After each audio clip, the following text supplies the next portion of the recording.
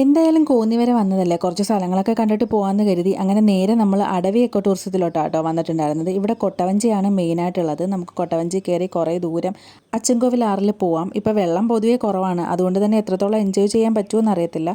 600 രൂപ കേട്ടോ ticket charge വരിക. 4 വലിയവർക്ക് ഒരു കുട്ടിക്കും പോവാം. ഒരുപാട് ഫാമിലീസ് നിൽപ്പുണ്ടായിരുന്നു കയറാനായിട്ട്.